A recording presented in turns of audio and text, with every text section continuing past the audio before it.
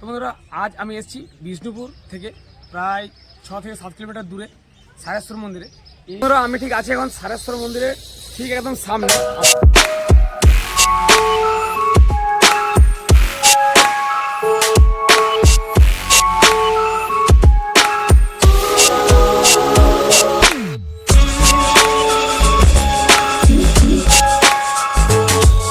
এই চৈত্র মাসেই আছে এখানে গাজন উৎসব হবে এখানে, খুব বড় হবে। আর এখানে প্রায় 8 থেকে 9 হাজার ভক্ত সমাগম হয়।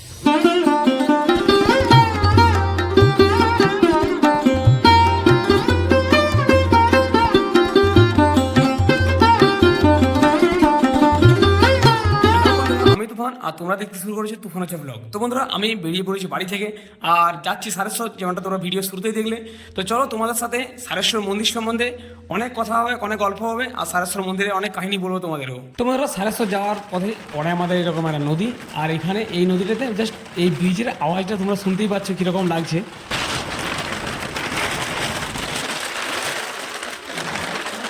তো বন্ধুরা এভাবে চলতে চলতে আমরা প্রায় এসে পড়লাম সারেশ্বর মন্দিরের ঠিক সামনে। তো বন্ধুরা চলো সামনে গাড়ি রেখে মন্দিরে বাবার দর্শন করে যাবো প্রসাদ আনতে, পুজো টুজো দিয়ে তোমাদের সাথে পুরো ভিডিওটা শেয়ার করবো।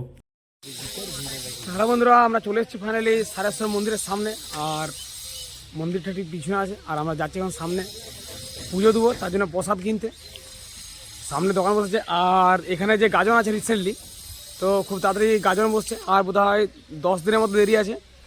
তো গাজনের প্রস্তুতি পর্বও চলছে, তোমাদেরকে ওই ভিডিওগুলো শেয়ার করবো। এখানে অ্যাকচুয়ালি কী কী আসছে বা দোকান আসতে শুরু করে দিয়েছে, এই জিনিসগুলো তোমাদের সাথে শেয়ার করবো। ব্লগটা আমার সাথে কন্টিনিউ দেখতে থাকো। তোমরা চলে এলাম আমরা তারপরেই পুজোর সামগ্রী নেওয়ার জন্য দোকানে। আর এখানে বন্ধুরা এই দোকানগুলো মনে হয় সারা বছরই থাকে, কারণ এখানে তো আমি দেখলাম যে দাদা কন্টিনিউয়াসলি এখানে আছে, কথা বলছিলাম আমি। আর এখান থেকে আমরা নিয়ে এলাম পুজোর সামগ্রী, তারপর যাবো পুজো দিতে। চলো। আর বন্ধুরা এসে পড়েছি মন্দিরের সামনে, তো চলো যাব। আর বন্ধুরা পুরোহিত 10টার সময় আসবে বললো, আর এখন বাজছে 9টা। তো আমরা 1 ঘন্টা একটু এই চারি সাইডটা ঘুরবো আর তোমাদের সাথে শেয়ার করবো। বাবা সারেশ্বরের মূল মন্দির, সেই মন্দিরে রেনোভেশনের কাজ চলছে, যার জন্য এই দেখো তোমরা দেখতে পাচ্ছ সামনে স্ট্রাকচারটাতে স্টিল টিল সব দিয়ে স্ট্রাকচার বানানো আছে। আর এখান থেকে এই ব্লকগুলোকে রেডি করে নিয়ে যাওয়া হচ্ছে কাজের জন্য। তো বন্ধুরা দেখতে দেখতে আমরা চলে এলাম ঠিক শৈলেশ্বরের মন্দিরের সামনে। এখানেই রয়েছে বাবা শৈলেশ্বর। আর সারেশ্বর মন্দিরের ভিতরে যেহেতু ঢুকতে দিচ্ছে না, তো আমরা বাবা শৈলেশ্বরের মন্দিরে এখানেই পুজো হবে, এখানেই পুজো দেবো। তার সাথে তোমাদের সাথে শেয়ার করব এই মন্দিরের কিছু পুরনো ইতিহাস আর কিছু পুরনো কথা।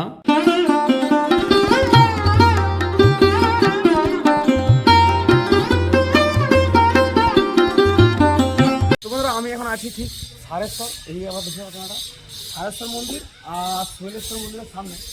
আর এই হচ্ছে এটা হচ্ছে শৈলেশ্বর মন্দির, যা আছে সারেশ্বর মন্দিরের ঠিক সামনে। এই সারেশ্বর এবং শৈলেশ্বর মন্দির একে অপরের পাশাপাশি রয়েছে। আর এই মন্দির তৈরি হয়েছিল আনুমানিক 1346 খ্রিস্টাব্দে, যা তৈরি করেছিলেন রাজা পৃথ্বীমল্ল। এবং তোমরা দেখতে পাচ্ছ সামনাসামনি এই দুটি মন্দির কিন্তু রয়েছে পাশাপাশি, আর দুটাই মোটামুটি দেখে মনে হবে তোমাদের অসমাপ্ত। তো এর পেছনেও অনেক কাহিনী আছে।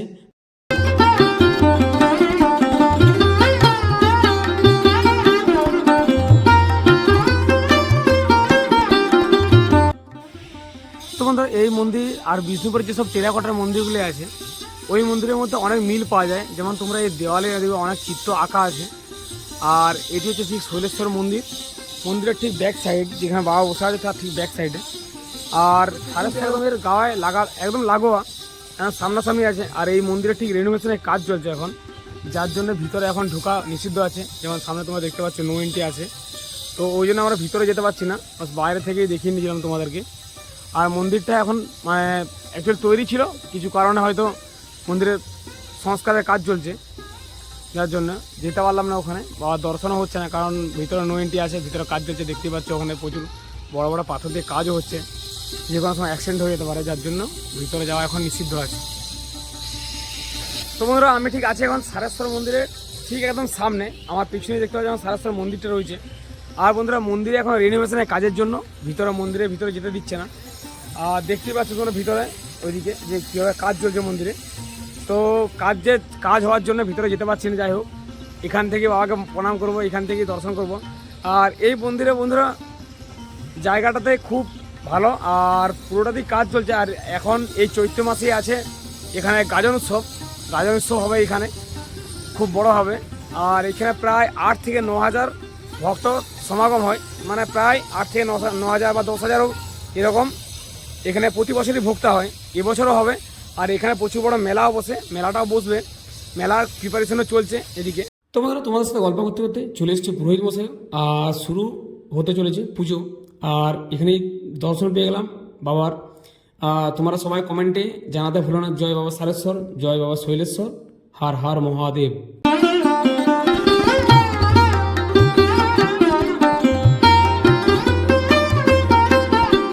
তো বন্ধুরা, যিনি পুরোহিত পুজো করবেন উনিও চলে এসেছেন। এই যে তোমরা সামনে দেখতে পাচ্ছ, উনি মন্দিরে ঢুকে পড়েছেন। তো পুজো শুরু হবে এরপর।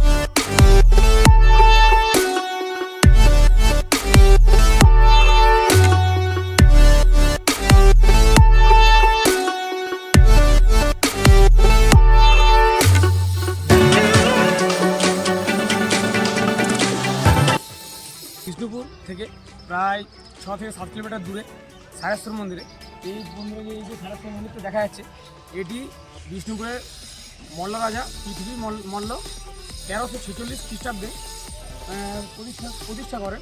তো এবং এরই ঠিক পাশে রয়েছে ঘোরেশ্বর মন্দিরে দেখাও মন্দির, ঠিক আছে আমাদের এই ঘোরেশ্বর মন্দিরে আমরা এখন পুজো দিলাম। আর সারেশ্বর মন্দিরে কিন্তু এখন রিনোভেশনের কাজ চলছে, যেন তোমার সামনে দেখতে পাচ্ছ।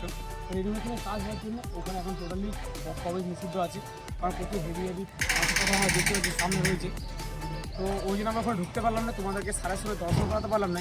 আর এই চৈত্র মাসের মাঝামাঝি এখানে আছে গাজন, পারলে তোমরা সবাই এসো।